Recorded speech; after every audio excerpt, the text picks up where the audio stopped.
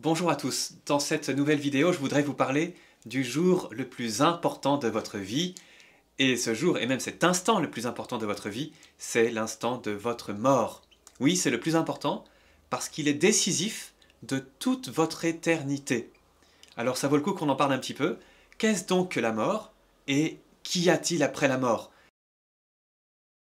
Sur ce sujet, on nous objecte souvent que on ne peut pas savoir ce qu'il y a après la mort parce que personne n'en est revenu. C'est faux. D'une part, le Christ est revenu de la mort, mais surtout, notre foi ne s'appuie pas d'abord sur l'expérience des hommes, mais d'abord sur l'autorité de la parole de Dieu. Nous nous appuyons donc sur la révélation, c'est-à-dire sur ce que Dieu dit de lui-même et de l'existence humaine, de l'existence de l'univers. Nous allons donc pour cela nous appuyer sur la Sainte Écriture qui contient la révélation, ainsi bien sûr que sur la tradition. D'autre part, il n'est pas interdit de nous appuyer également sur ce que nous appelons les révélations privées, pourvu qu'elles s'accordent avec ce que dit la révélation. Donc ce sont les visions des mystiques et des saints. Je pense notamment à Sainte Thérèse d'Avila, qui a exploré les régions de l'enfer. Son âme y a été entraînée par volonté de Dieu pour vivre cette expérience de l'enfer et pour prier pour les pécheurs. Je pense aussi à Sainte Faustine, plus récemment, qui a vu aussi les tourments des âmes damnées. Sans parler des enfants de Fatima en 1917, qui ont vu également les démons et les âmes damnées en enfer. Donc on peut s'appuyer également sur cette expérience des révélations privées.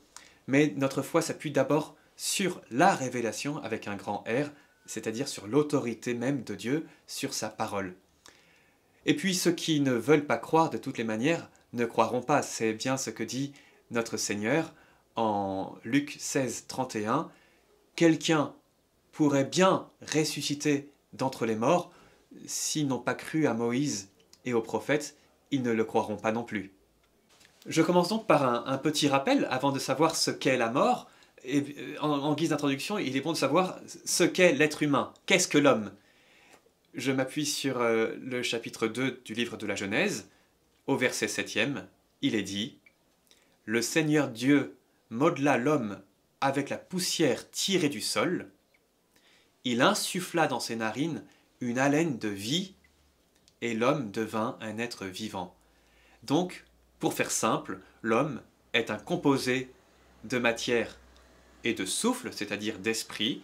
L'homme est un composé d'un corps et d'une âme spirituelle. L'homme, c'est cela.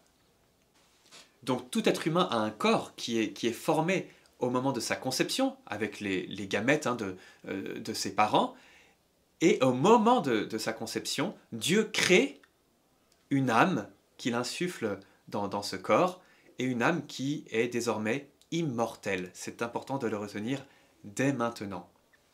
Donc l'homme est un corps et une âme spirituelle, cette âme qui est immortelle. Je vais donc maintenant décrire la mort, qu'est-ce que la mort, puis nous allons parler du jugement particulier, c'est-à-dire du jugement de l'individu qu'il y a au moment de la mort, puis je parlerai de la fin du monde et de la résurrection des corps, et enfin donc du jugement dernier qu'on appelle aussi le jugement général. Première question donc, qu'est-ce que la mort? Eh bien, j'ai décrit l'homme comme étant un corps et une âme. La mort, c'est tout simplement la séparation du corps et de l'âme. Et quand un enfant nous pose une question, il est où papy ou elle est où mamie? Eh bien, spontanément, on répond, elle est au ciel. Voilà. Alors que son corps est là, dans le cimetière. Vous voyez, donc ça veut dire qu'il y a déjà cette croyance que, eh bien, il y a une subsistance de cette réalité spirituelle de la personne elle-même. Donc cette réalité, nous appelons l'âme, et oui, effectivement, elle est séparée du corps. Le livre de Qoéleth, au chapitre 12, verset 7, c'est aussi ce qu'on appelle le livre de l'Ecclésiaste, dit « La poussière retourne à la terre dont elle était venue, et l'esprit remonte à Dieu qui l'a donné. » Parlons maintenant du jugement particulier. au moment précis où l'âme se sépare du corps, elle se présente devant le Christ, et c'est là qu'elle va recevoir son jugement sur les bonnes et les mauvaises actions découlant de sa foi pendant qu'elle était sur terre dans son corps. Et là, je pense que ça mérite une petite précision. Il faut faire attention parce que certaines pensées actuelles, certains courants de pensée font croire que une fois que l'âme se présente devant le Seigneur, c'est là qu'elle choisit si oui ou non elle veut aller au paradis ou en enfer, si oui ou non elle choisit Dieu. C'est absolument faux. L'âme choisit Dieu, la personne choisit Dieu pendant son vivant sur terre, pendant qu'elle est dans son corps. Je vous lis un passage extrait de la deuxième lettre aux Corinthiens, chapitre 5, versets 9 à 10. C'est saint Paul qui parle. Mais de toute manière, que nous demeurions dans notre corps ou en dehors, notre ambition, c'est de plaire au Seigneur. Car il nous faudra tous apparaître à découvert devant le tribunal du Christ, pour que chacun soit rétribué selon ce qu'il a fait, soit en bien, soit en mal, pendant qu'il était dans son corps.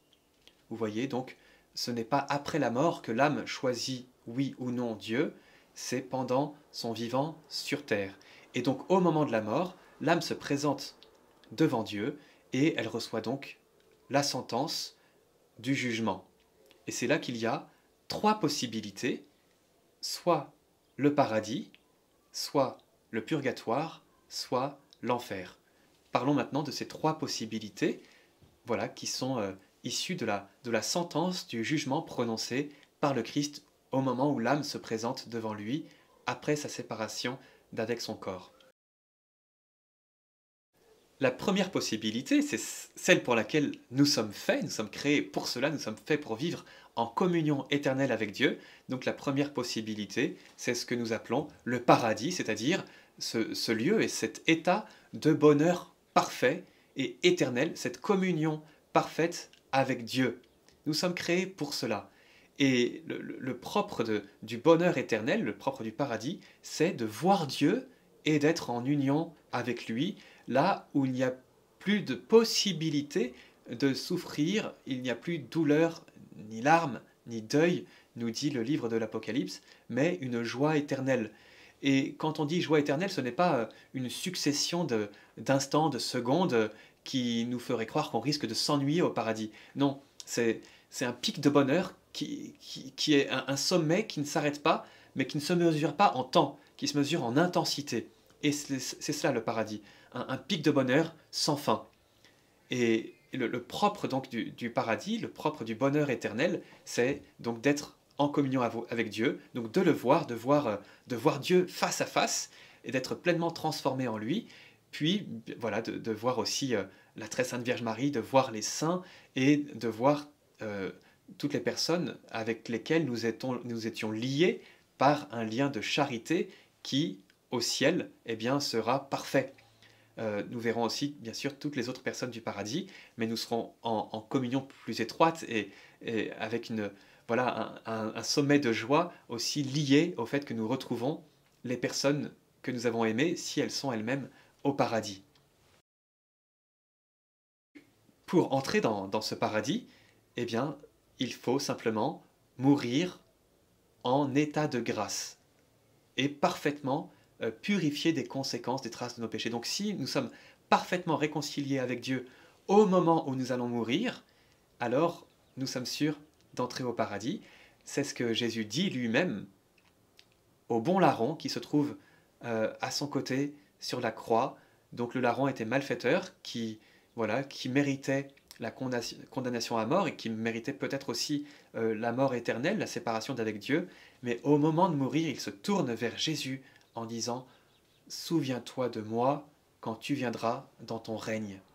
Et Jésus pose sur lui ce regard et lui dit « Amen, je te le dis, aujourd'hui tu seras avec moi dans le paradis ». Donc vous voyez, ce qui est décisif, c'est l'instant avant la mort, le fait de pouvoir se tourner vers Jésus avec un repentir sincère. Mais attention, ça ne veut pas dire qu'il faut sur terre vivre dans le péché en disant bon bah j'aurais qu'à choisir le dernier moment pour me tourner vers Jésus. Parce que rien ne me dit qu'à ce moment-là, je vais me tourner vers Jésus, et puis je ne sais pas de quelle manière et à quel moment je vais mourir. Donc, et puis voilà, tout simplement, si on aime Dieu, eh bien, il ne faut pas l'offenser en disant bon bah je vis dans le péché. Non, aimons-le dès maintenant, et euh, la sagesse dit que l'arbre tombe du côté où il penche. Donc, euh, en général, ceux qui vivent selon le péché risquent de mourir dans le péché. Voilà, c'est Jésus qui le dit d'ailleurs aux pharisiens, vous mourrez dans votre péché. Mais ceux qui vivent selon la grâce ont quand même plus de chances de mourir dans la grâce. Il n'empêche qu'il faut demander cette grâce qu'on appelle la grâce de la persévérance finale. C'est un cadeau que Dieu nous fait, et tous les jours il faut prier pour avoir ce qu'on appelle la grâce d'une bonne mort.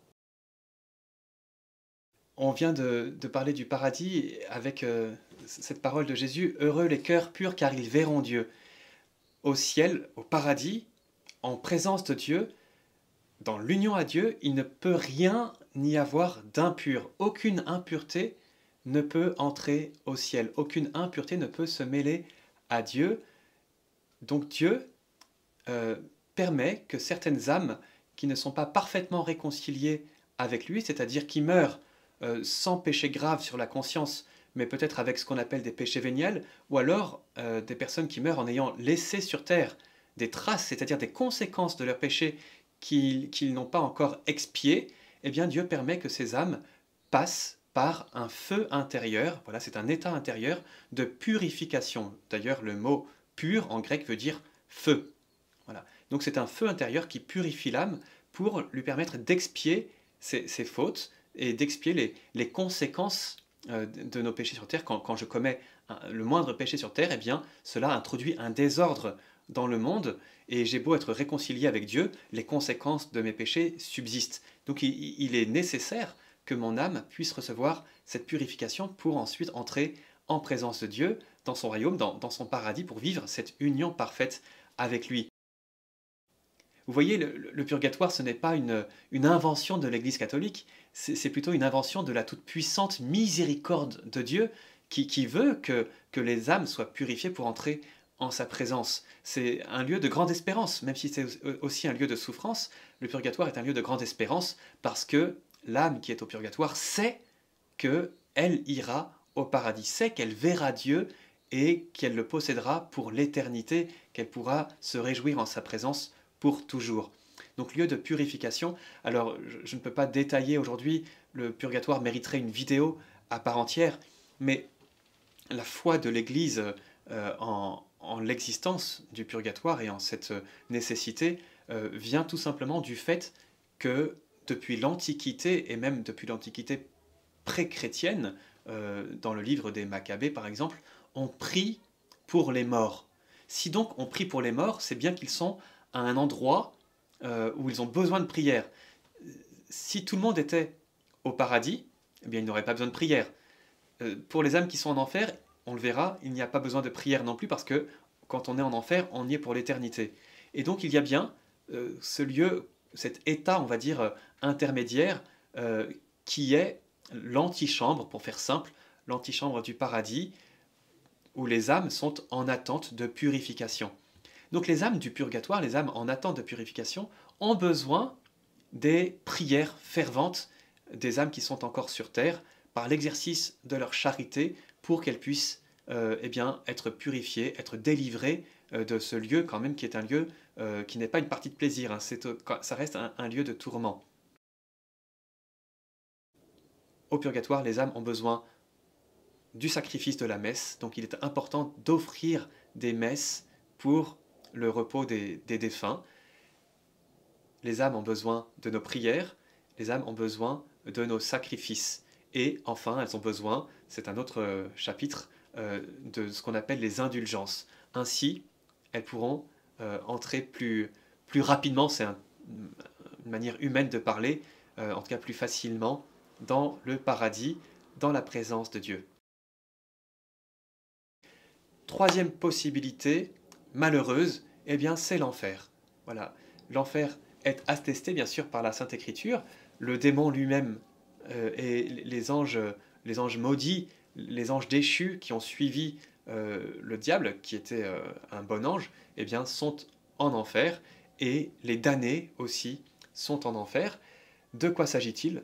Eh bien, si la personne meurt en état de péché mortel, c'est-à-dire si elle a commis un péché grave, au moins un, qui ne soit pas réconcilié, voilà, qui n'ait pas reçu le pardon de son vivant, eh bien, automatiquement, l'âme, au moment du jugement, voit elle-même son état et reconnaît la nécessité pour elle d'aller en enfer, c'est-à-dire ce lieu de séparation définitive d'avec Dieu. Et c'est cela qui fait le tourment de l'enfer, c'est de se savoir séparé éternellement de celui que finalement on reconnaît comme étant le vrai bien absolu de notre âme, le bonheur parfait. Se savoir privé de lui pour l'éternité est le principal tourment des âmes qui sont en enfer, et c'est un lieu donc de désespoir total qui entretient la haine, la colère, la tristesse la plus absolue, et c'est un lieu aussi de, voilà, on parlait du feu du purgatoire tout à l'heure, eh bien c'est un feu qui tourmente l'âme pour toujours. Voilà ce qu'est l'enfer, ce lieu de séparation d'avec Dieu. Les âmes qui sont en enfer, nous les appelons les âmes damnées. Voilà, cette existence de l'enfer est attestée bien sûr par les nombreuses paroles du Christ qui en parlent et qui l'évoquent, notamment en Marc 9,48, comme ce lieu où le ver ne meurt pas et où le feu ne s'éteint pas. Voilà, et donc quels sont les péchés graves, quelle est la matière grave qui fait que nous encourons cette condamnation éternelle? Eh bien, pour faire simple, le catéchisme de l'Église catholique dit que la matière grave est indiquée par les 10 commandements. Donc volontairement et consciemment et d'une manière grave les- la matière indiquée par les 10 commandements, eh bien cela nous fait encourir cette condamnation éternelle de l'enfer avec les anges maudits. Voilà, pour terminer sur l'enfer, voilà, je pense que ce qui doit aussi nous faire trembler, nous faire pleurer pour les pécheurs, c'est que ce lieu de supplice intérieur est éternel. Voilà, cette séparation d'avec Dieu est pour toujours, toujours, toujours. Voilà. Alors, il faut savoir aussi que sur cette question du jugement particulier, l'âme qui se présente devant le Christ et qui reçoit sa sentence, en fait, n'a aucune surprise parce que elle se voit elle-même dans la lumière de Dieu. Et donc, vous voyez, il n'y a pas de négociation possible et il n'y a pas de surprise. Ce n'est pas une sentence arbitraire de Dieu qui enverrait comme ça l'âme en enfer ou au paradis, au purgatoire.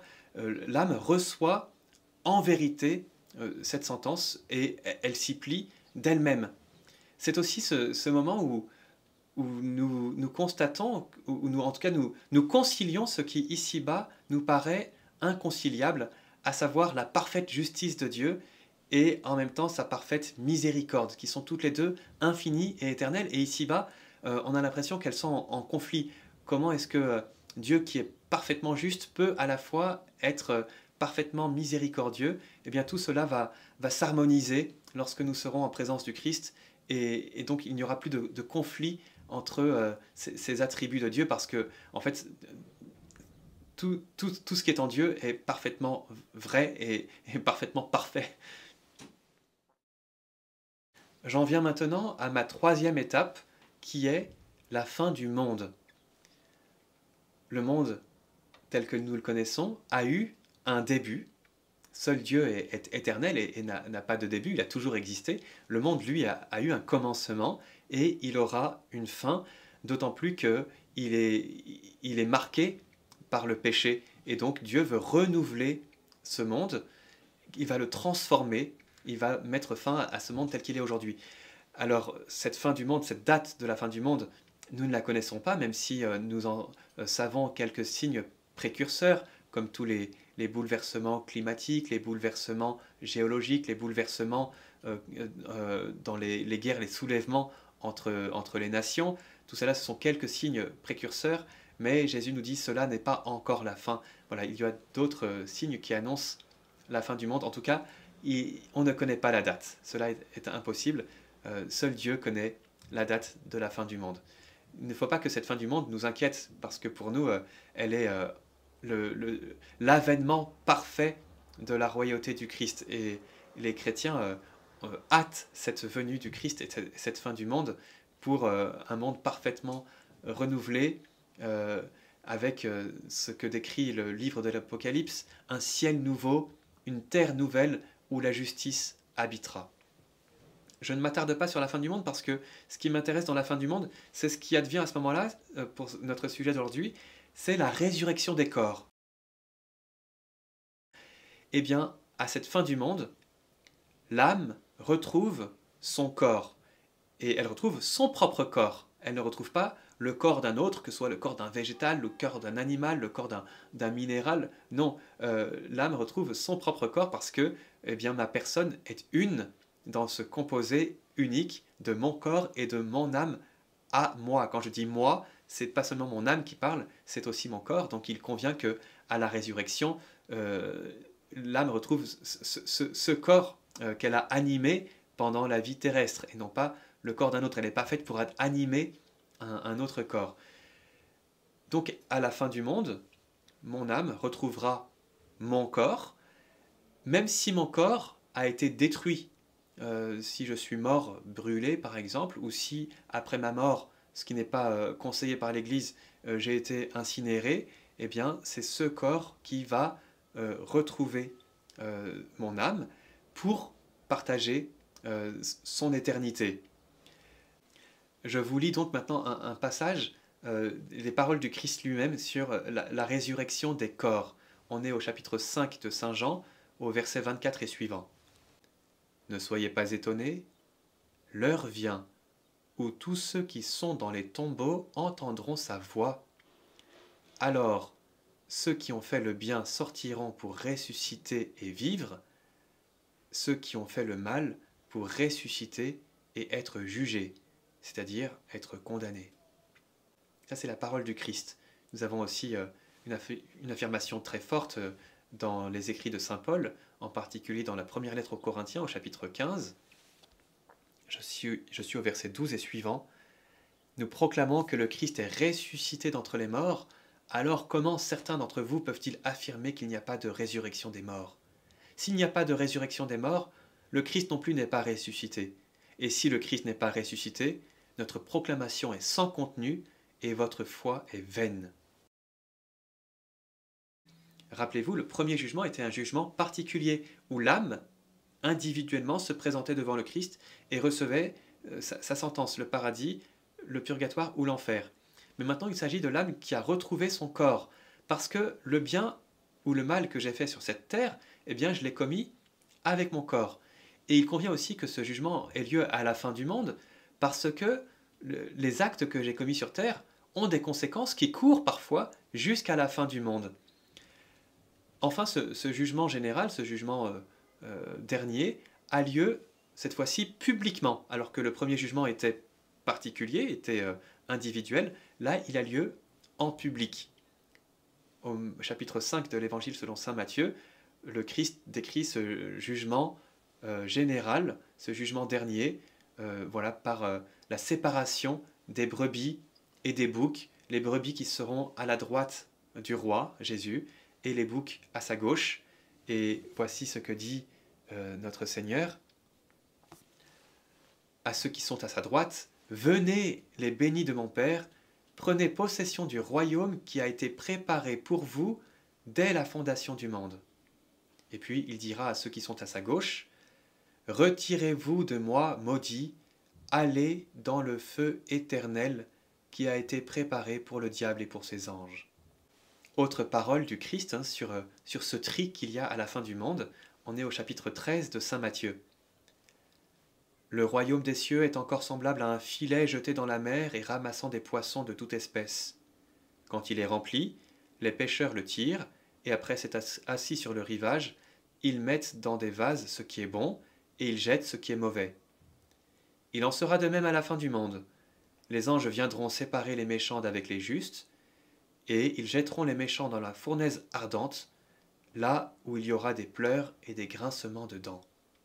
Voilà des paroles fortes du Seigneur sur le jugement dernier à la fin du monde, et où finalement ceux qui, voilà, les âmes qui étaient au paradis, eh bien, retrouvant leur corps après ce nouveau jugement, eh bien, resteront au paradis, bien sûr, et les âmes qui étaient damnées, après la résurrection des corps, eh bien, retourneront à cette damnation éternelle, mais cette fois-ci avec leur corps. Et entre le paradis et l'enfer, donc il n'y aura pas de, bien sûr de va-et-vient possible. On le lit dans le chapitre 16 de Saint Luc, verset 26.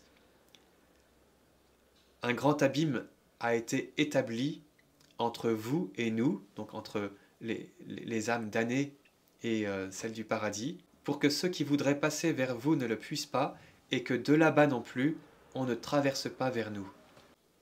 Voilà, je pense que vous avez perçu aussi la nécessité de prier pour la conversion des pécheurs, en particulier les plus endurcis, pour que ne serait-ce qu'au moment de la mort, ils puissent se tourner vers la miséricorde infinie de notre Dieu, qu'ils puissent en bénéficier et entrer dans sa grâce et dans sa gloire dans l'éternité. Prions aussi pour nous-mêmes, hein. C'est un devoir de charité envers nous-mêmes que de prier pour bénéficier de la grâce, de la persévérance finale. Parce que c'est un cadeau du ciel que de pouvoir nous appuyer sur Jésus à l'ultime combat de la mort, au moment où le démon aussi, percevant que notre âme va se séparer de notre corps, eh bien cherche à nous gagner, voilà, par toutes ces méthodes, ces subtilités et ces mensonges.